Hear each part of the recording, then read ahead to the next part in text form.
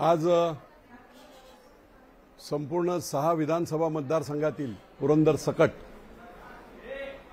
जे काही महत्त्वाचे पदाधिकारी आहेत, शाखा प्रमुख आहेत,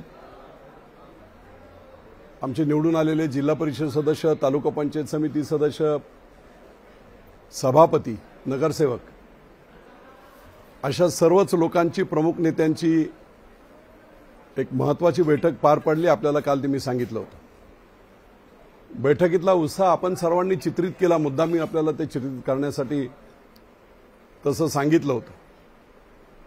कमीत कमी 2 ते 2.5 हजार कार्यकर्ते प्रचंड त्वेषाने आज इथे हजर होते आणि मी जी गोष्ट त्यांना सांगितली ती संपूर्ण महाराष्ट्राला सांगू इच्छितो की 2009 साली जेव्हा मी 2008ला मी पुरंदरला आलो, मी 30 वर्ष पुरंदरमध्ये नव्हतो, एखाद दिवस जत्रेला यायचो। माझं संपूर्ण कामकाज कर्मभूमी मुंबई झाली होती, पण मुंबईत राहून मी तिथे काय राजकीय क्षेत्रात 2000 साली प्रवेश केला आणि माझ्या लक्षात आलं की माझी गरज इथे नाही, माझी गरज पुरंदरला आहे। माझा पुरंदर पूर्ण दुष्काळी, रस्ते धड नाहीत, पाणी नाही आहे, लोकांचे हाल आहेत आणि माझी गरज इथे आहे। आणि म्हणून मी त्वेषाने, निष्ठेने, एक प्रामाणिकतेने विचार करून की या जनतेच्या आयुष्यात 4 दिवस सुखाचे आणण्यासाठी सगळ्यात महत्त्वाचं काय असेल तर ते राजकारणात आपल्याला निर्णय प्रक्रियेत आलं पाहिजे आणि म्हणून मी आमदारकीची निवडणूक लढण्यासाठी इथे आलो। अनेक दिग्गज इथे होते, परंतु 2008 साली झालेली ही सर्वात सुरू झालेली मुवमेंट सर्व तरुणांनी हातात घेतली आणि 3 सप्टेंबरचा माझा शिवसेनेतला प्रवेश देखील एवढा गाजला दसरा मेळाव्यासारखा। आणि तीच मुवमेंट पुढे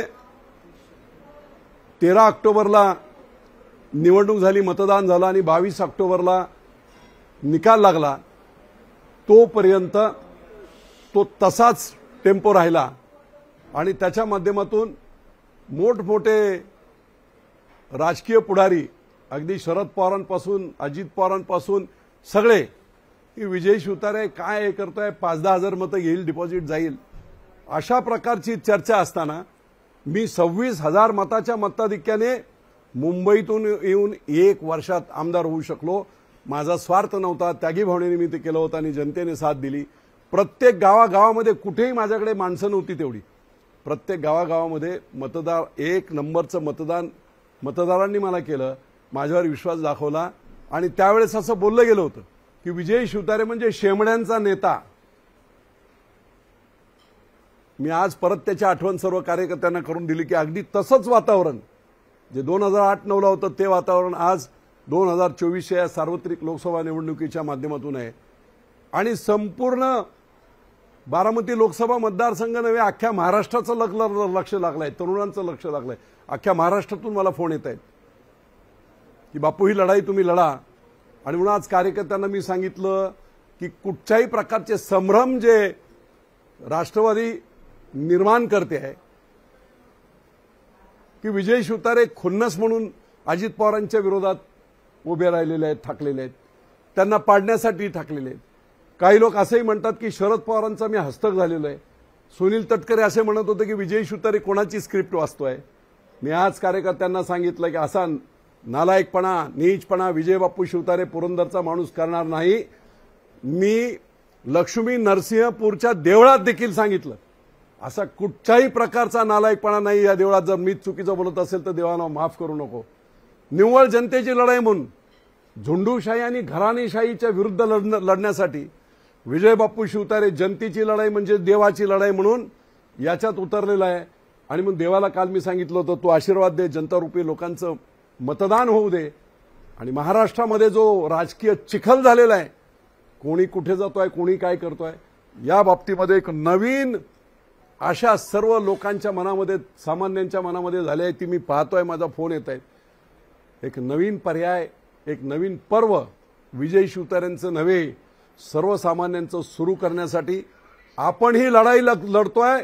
हे गावागावात प्रत्येक मतदाराला सांगा, कुणाला पाडण्यासाठी, कुणाला मदत करण्यासाठी नाही, पवार पर्व संपवण्यासाठी। पवार म्हणजे आडनाव महत्वाचं नाही, ही झुंडूशाही आहे, घराणेशाही आहे।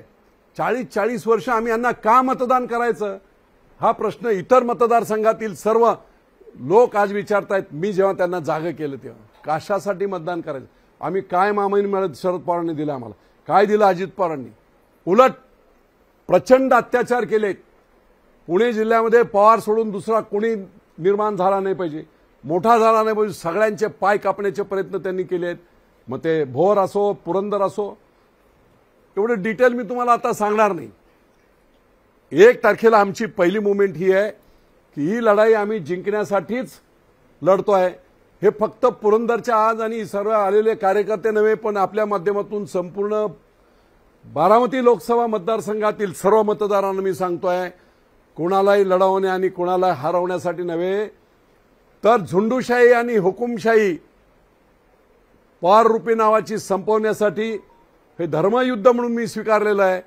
आणि म्हणून कोणी मनात शंका ठेवू नका. मी काल निमगाव केतकीला गेलो होतो. 21 गावांचा मोठा बाजार आहे, 12,000 लोकसंख्येचं गाव आहे. आणि बाजारात मी पाहिलं, रे बाप्पाले प्रचंड क्रेज आहे लोकांमध्ये. पण हळूहळू एक जण मला जवळजवळ 27-28 लोक मला भेटले. जवळ यायचं, काय बापू माघार घेऊ नका बरं का, माघार घेऊ नका. एवढी भीती यांची आहे की मी माघार घेऊ नका हे सांगताना सुद्धा कानात माझ्या सांगतायत. पण शीतावरून भाताची परीक्षा, सर्वसामान्य माणूस किती पेटून उठलाय या प्रस्थापितांच्या विरुद्ध, त्याचं हे उदाहरण आहे. आणि म्हणून मी सर्व जनतेला या माध्यमातून सांगू इच्छितो, संपूर्ण इंदापूर असेल, भोर असेल, पुरंदर असेल, खडकवासला असेल, करकवासला असेल, सर्वांना मी सांगू इच्छितो, ही निवडणूक मी लढणार. मला जनतेचा आशीर्वाद असेल, काय आणखी काही छोटे आशीर्वाद असतील, जे असतील ते, ज्यांना जे काम, शेवटी नेते जरी माणसंच आहेत ना, त्यांना न्याय अन्याय करतोय ना, आम्हाला करता येत नाही, पण एक माणूस जर उभा ठाकलाय तर त्याला मदत केली पाहिजे, एवढी भावना तर सद्विक बुद्धी प्रत्येकाच्या मनात येईल. आणि मला खात्री आहे, नेत्यांपासून सर्वपक्षीय नेते, मी तुम्हाला सांगतो, सर्वपक्षीय कार्यकर्ते, मी गेले 10 दिवस पाहतोय, राष्ट्रवादीचे निवडून आलेले नगरसेवक, राष्ट्रवादीचे जिल्हा परिषद सदस्य माझ्याशी संपर्कात थांबवलं पाहिजे. आम्ही त्यांना मोठं करायचं आणि यांनी आमच्यावर डोळे वटारायचे, संपलं पाहिजे. ही भूमिका सर्वपक्षीय आहे. भाजपच्या लोकांना आज मला जे माहीत पडलं ते आपल्याला सांगतोय. प्रत्येक ठिकाणी स्थानिक स्वराज्य संस्था एकत्र होणार नाहीत. आणि म्हणून काही भाजपच्या नगरसेवकांनी मला सांगितलं की बाप्पा आम्ही काय करायचं, आता निवडणूक असेल 5-6 महिन्यामध्ये, आणि मग हे अजित पवारचं घड्याळ जर आम्ही घेऊन गेलो, घरात पोहोचवलं, उद्या एकत्र होणार नाही आणि एकत्र निवडणूक नाही झाली तर कमळाच्या विरुद्ध प्रचार करायला अजित पवार ताकद द्यायला याच लोकांना इथे येईल, आमची अवस्था काय होईल. हा संभ्रम सगळ्यांना आहे. कारण अजित पवारांचं राजकारण इतकं स्वार्थी राजकारण आहे. महाविकास आघाडीच्या दरम्यान आम्ही बाहेर पडलो, त्याचंही मेन कारण तेच होतं की अन्याय अत्याचार होते. अहो एवढंच काय, विधानसभेमध्ये माननीय मुख्यमंत्री एकनाथराव शिंदे यांनी विधानसभेचं पहिल्या भाषणात सांगितलं, अजित दादा तुम्ही दादागिरी करून, मी नगर विकास खात्याचा मंत्री होतो, माझ्या 800 कोटी तुम्ही घेऊन गेला, बोललो का तुम्हाला मी काही. ही जी मानसिकता, ही प्रवृत्ती आहे, ही संपवण्यासाठी आपल्याला काम करायला पाहिजे. आणि म्हणून कार्यकर्त्यांना मी आता तसं सांगितलं. आमची पुढची स्टेप काय आहे त्या सांगतो, जास्त डिटेल सांगत नाही. 1 तारखेला पालखी तळावर, माऊलींच्या पालखी तळावर जशी माझी पहिली सभा उद्धवसाहेब ठाकरेंच्या उपस्थितीत झाली होती, आज कोणी नाही आहे, द्रोणाचार्य आहेत, आशीर्वाद देणारे लोक आहेत, जनसामान्यांची लढाई आहे, पवार नावाच्या प्रवृत्तीच्या विरुद्ध जनसामान्यांची लढाई आहे. त्या स्टेजवर जनसामान्य असतील आणि 1 तारखेला पालखी तळावर हे बिगुल आम्ही फुंकू. 1 तारखेला कमीत कमी 50-60 हजाराची मॅसिव्ह सभा तिथे होईल आणि तिथे खऱ्या अर्थाने बिगुल फुंकलं जाईल. त्याच्यानंतर माझी ओळखपत्र वगैरे जी असतील ती सगळी ओळखपत्र गावागावामध्ये, मला न काल मी एका गावाचं नाव घेत नाही कारण त्यांना त्रास होईल, इंदापूरमधल्या एका गावात गेलो होतो, 100-150 सर्व वरिष्ठ वगैरे, उन्हाचा हे होता, महादेवाच्या मंदिरात बसलो आणि सांगितलं त्यांनी की बापू काय, तर म्हणे बापू तुम्ही आमच्याकडे आला नसता तरीही मी बोलल्यानंतर आमचा निर्णय पक्का होता की ही नामी संधी आहे, अत्याचार अन्याय आम्ही सहन केलेले आहेत, मग त्यांच्या नेत्यांवर केले आहेत, आमच्यावर केलेले आहेत. आम्ही संधी सोडणार नाही. तुम्ही आला नसता तरी आम्ही तुम्हाला मतदान करण्याचा तिसरा पर्याय. ना सुनेत्राताईंना मतदान, ना सुप्रियाताईंना मतदान. तिसरा पर्याय जनसामान्यांचा म्हणून आपल्याला मतदान करण्याचं आम्ही ठरवलंच होतं. आणि म्हणून ही निवडणूक, ही 1 तारखेची सभा झाल्यानंतर 5 बाकीच्या विधानसभा मतदारसंघामध्ये लोकांना आव्हान करून या दिवशी मी तिथे येणार आहे. आपण आपलं माझं मनोगत ऐकायला या, असे आव्हान मी करणार आहे. माझ्याकडे काही यंत्रणा नाही, माझ्याकडे काही मोठा पक्ष नाही, माझ्याकडे बूथ कमिटीचे लोक नाहीत. माझ्याकडे कोण आहे तर सामान्य जनता आहे. त्या सामान्य जनतेला आव्हान करून 5ही मतदारसंघामध्ये अतिशय प्रभावी अशा सभा या घेतल्या जातील, ज्याच्या माध्यमातून सभा होतील आणि सभेच्या माध्यमातून त्या त्या ठिकाणचे लोकल प्रश्न मांडून निश्चितपणे जनजागृती करण्याचा प्रयत्न मी करणार आहे. 12 तारखेला 12 वाजता मी फॉर्म भरणार आहे आणि या ज्या काय पाशवी शक्ती आहेत त्यांचे 12 वाजवणार आहे. 12 तारखेला फॉर्म भरणे, पुढची प्रोसेस सुरू होईल. ज्या दिवशी चिन्ह मिळेल ते चिन्ह मिळाल्यानंतर मग ते पोचवण्याची संपूर्ण यंत्रणा आम्ही राबवू आणि फक्त रोड शो होतील. आता इतक्या मोठ्या मतदारसंघात काय होणार? संपूर्ण मतदारसंघामध्ये रोड शो करत लोकांचे दर्शन आणि आशीर्वाद घेत ही निवडणूक याची सांगता ही निश्चितपणे त्या दिवशी, निवडणुकीच्या दिवशी 7 मेला होईल. 4 जूनला जनशक्ती काय असते, लोकांच्या भावना काय असतात, लोक दबून असतात तुमच्या सत्तेला, तुमच्या दहशतीला. आणि म्हणून ही दहशत मोडली पाहिजे. मी तुम्हाला आणखी आज एक कन्सेप्ट संपूर्ण महाराष्ट्राला सांगू इच्छितो. आपण टेररिझम म्हणतो, दहशतवाद म्हणतो. राष्ट्रवादीने संपूर्ण महाराष्ट्रात ग्रामीण दहशतवाद पोचलाय. कसा पोचलाय? विकास सोसायटी यांच्याकडे, ग्रामपंचायत यांच्याकडे, जिल्हा बँक यांच्याकडे, दूध सोसायटी यांच्याकडे, साखर कारखाना यांच्याकडे, सगळ्या यंत्रणांवर यांनी कब्जा केलेला आहे. यांनी बनवलेले कब्जा केलेले आहेत ब्रिटिशांसारखे घुसखोर.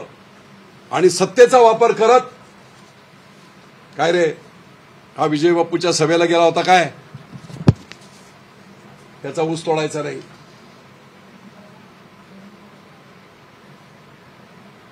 हा जरा आजूबाजूला बोलतो, बघतो काय, भाजपचं काम करतो काय, याला विकास सोसायटीतून कर्ज नाही द्यायचं, याला गायीसाठी कर्ज नाही द्यायचं, कोठ्यासाठी कर्ज नाही द्यायचं, कुठच्याही शासकीय योजना आहे त्याला कर्ज नाही द्यायच्या.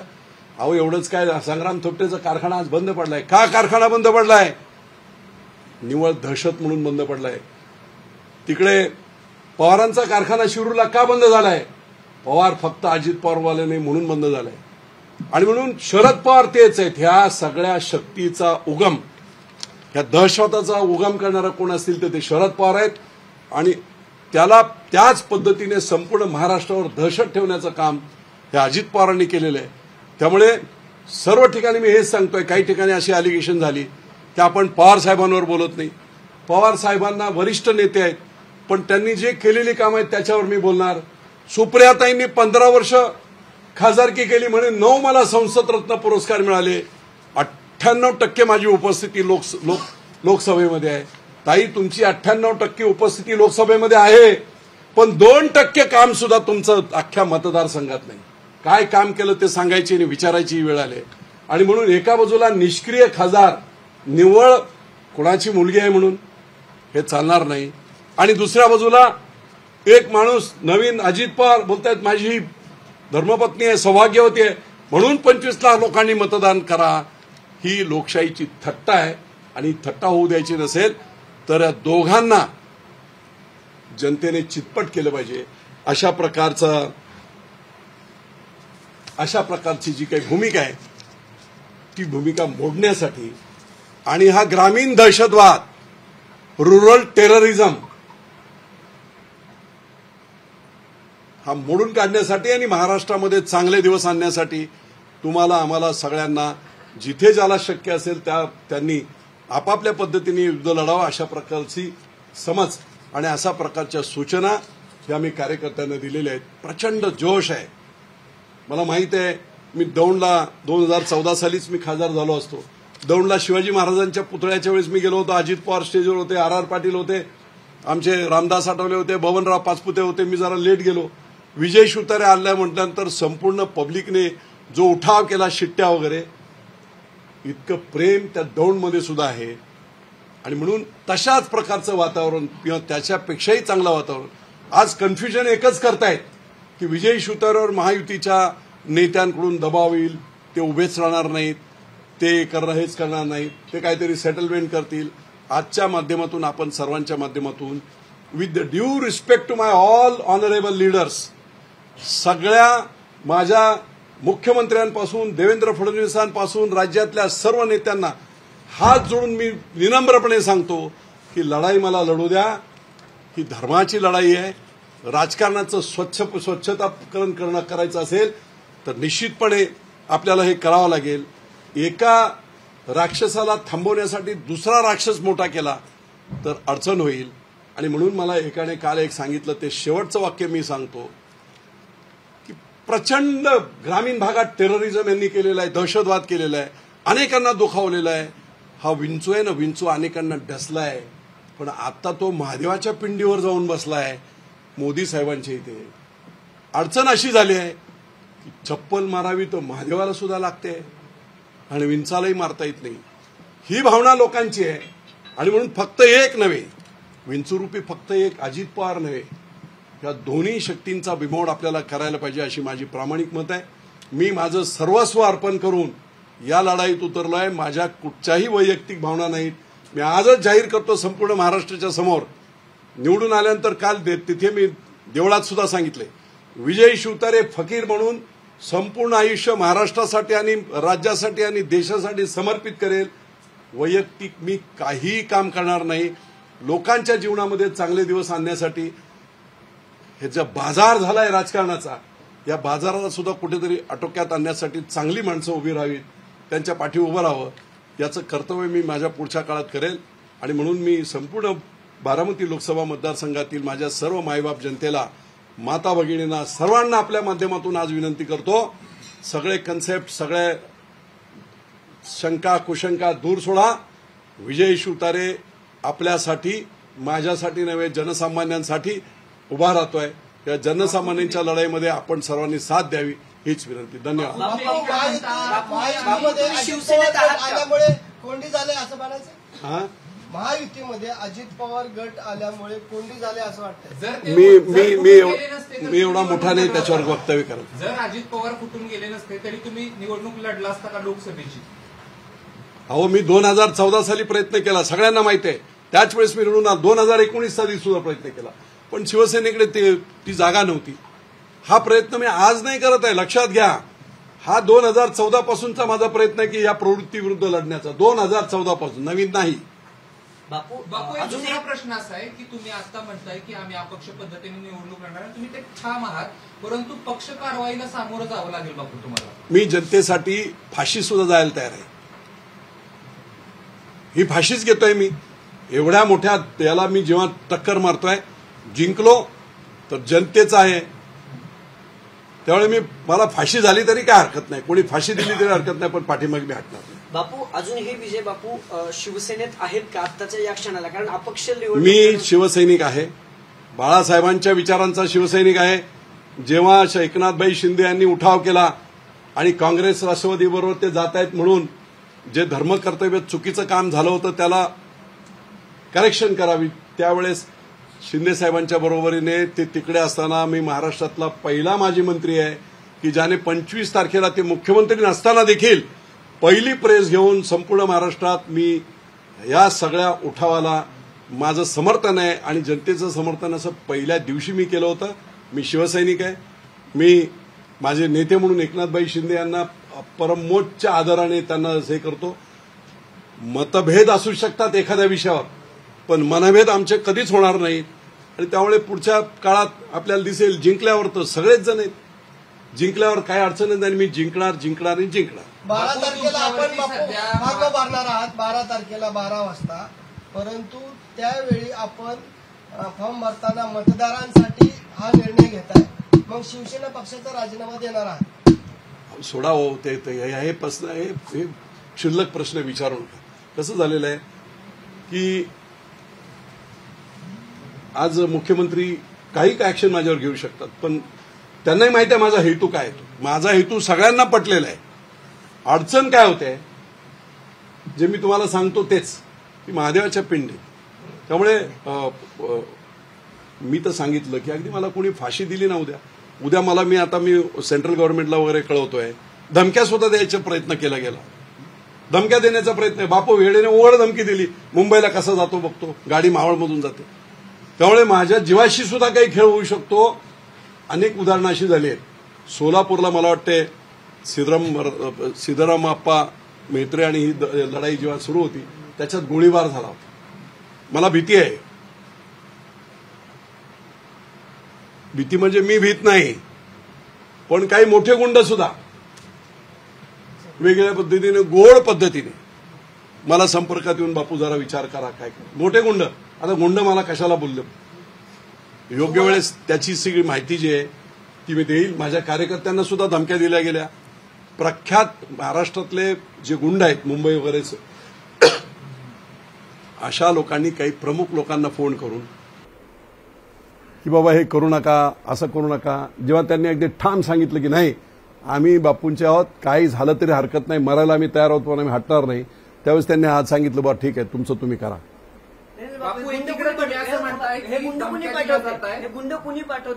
बापू भेगडे कुणाचा आहे? बापू भेगडे कुणाचा आहे? तुम्ही म्हणतात की महाराष्ट्रातल्या नामचीन गुंडांकडून तुम्हाला मी ते सांगणार नाही. योग्य ठिकाणी प्रशासनाला मी सांगेल. सुप्रिया सुळे देखील असंच म्हणतायत धमकावलं जातंय, तुम्ही देखील असंच म्हणताय की धमकावलं जातंय, नेमकं धमकावतोय कोण?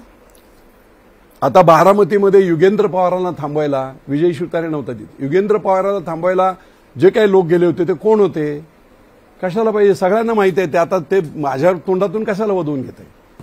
बापू दुसरीकडे सध्या परिस्थितीमध्ये तुम्ही अपक्षाचा झेंडा आहे तो फडकवलेला आहे, तुम्ही ठाम आहात, परंतु महायुतीकडून तुमचे माघार घ्यावी अशी जी आहे ती भूमिका सातत्याने मांडली. त्यांनी त्यांना काय सांगू इच्छिता? काल तुम्ही मी आत्ता सांगितलं, मी आता एकच मिनिटापूर्वी एक मिनिटापूर्वी सांगितलं, तुमचं उत्तर मी अगोदरच दिलेलं आहे.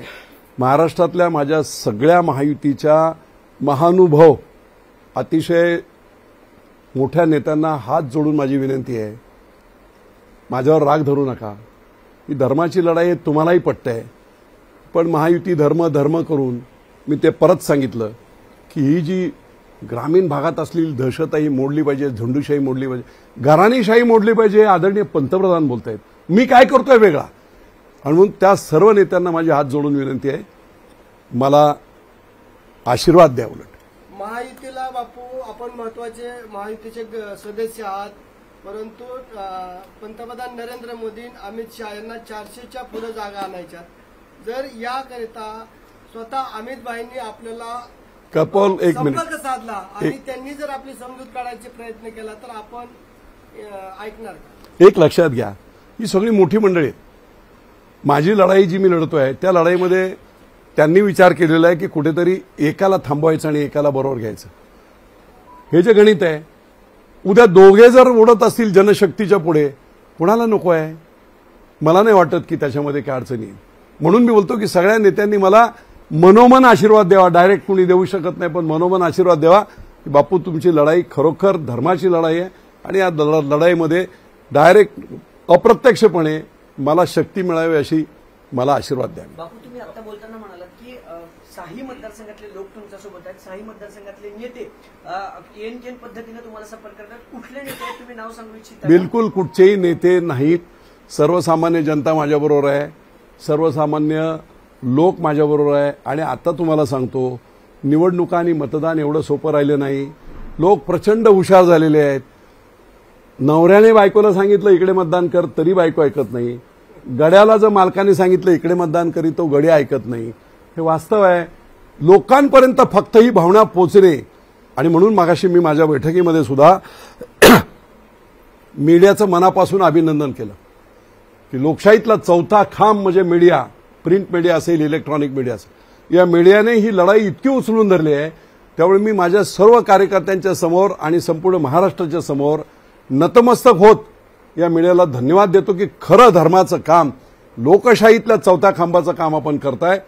म्हणून मला मनापूर्वक त्यांचं देखील अभिनंदन करायचं. आणि हे हा आशीर्वाद, हा सपोर्ट 4 जूनचा निकाल लागेपर्यंत आपण ठेवावा, एवढी आपल्या सर्वांना मी मनपूर्वक विनंती करतो. बापू, एकीकडे तुम्ही आहेत ती अपक्ष पद्धतीने लढता आहात, परंतु तुम्हाला कुठनं तरी तुम्ही देखील असं म्हणताय की जाहीर भूमिका तुम्ही अजित पवारांच्या विरोधात घेताय. तुम्ही आता मी अजित पवारांच्या विरोधात चुकीचं नाही, मी अजित पवारांच्या विरोधात नाही, मी दोन्ही पवारांच्या विरोधात आहे. चुकीचं परसेप्शन व्हायला नको. नाही, पवारांच्या विरोधात घेताय. अजित पवारांचं नाव घेण्यामागचा उद्देश आहे की ते महायुतीसोबत आहेत म्हणून अजित पवारांचं नाव घेतलं. हीच खतखत आहे ती संपूर्ण महायुतीतल्या इतर तुमच्या पक्षाच्या नेत्यांची आहे का? आणि हे जी भूमिका इतर पक्षांचे एक लक्षात घ्या, मी जनरल कॉमेंट करणार नाही. त्याचं कारण असं आहे की ही लढाई संपूर्ण महाराष्ट्रातली वेगळी आहे. देशाचं संपूर्ण लक्ष लागलेलं आहे. 50 वर्ष इथून निवडून यायचं आणि राज्याला आणि देशाला वेठीस धरायचं, हे काम आणि हे पाप यांनी केलंय. हे पाप सुद्धा आम्ही मतदान करून यांना मोठं केलंय. या पापाचं परिमार्जन सुद्धा बारामती लोकसभा मतदारसंघातील जनतेनेच करायचं आहे, हे उघडपणे मी सांगतोय. बापू, तुम्ही 1 तारखेपासून सभा घेत आहेत, खरं तर यंत्रणा तुमच्याकडे नाही तुम्ही म्हणाले, पण महाराष्ट्र माझ्याबरोबर सामान्य माणूस आहे, यंत्रणा काय करू शकते हो? तुमच्याकडे सगळ्या यंत्रणा आहेत आणि माणसंच नसतील तर काय कोणी करू शकते? प्रश्न असा आहे बापू, जरांगेंकडे कुठच्या यंत्रणा होत्या? नाही नाही, म्हणजे त्या- जनता जेव्हा उफाळते त्यावेळी जनता निश्चितपणे ते काम करते. मूळ प्रश्न असा आहे बापू, सभा ज्या घेणार आहात तुम्ही त्यासाठी शिवसेनेतले कुठले नेते तुम्ही आमंत्रित करणार आहात का? एक प्रश्न. आणि दुसरं, जी रोड शो अहो, महायुती असताना हा प्रश्न वेळ नका घालू. कुठचाही नेता महायुतीतला येईल असं मला वाटत नाही. आणि अगदीच एखाद्याने जर या रणसंग्रामात धर्मयुद्धात सामील झालं तर मला आनंदच वाटेल. अनेक नेते असे आहेत, अनेक नेते. मी जेव्हा उपोषण केलं होतं त्यावेळेस कुठचे नेते आले होते? त्या सगळे राजू शेट्टींपासून सदाभाऊ खोतपासून सगळे लोक आले होते. त्यामुळे हा रणसंग्राम अख्ख्या महाराष्ट्राचा आहे. ज्याला जिथे वाटेल निश्चितपणे 1 तारखेला सभा आहे. जर निश्चितपणे कुणी जर एखादा नेता अख्ख्या महाराष्ट्रातून बोलत असेल की मला यायचंय तिथे, आम्ही त्यांचं स्वागत करू. एबीपी माझा, उघडा डोळे बघा नीट.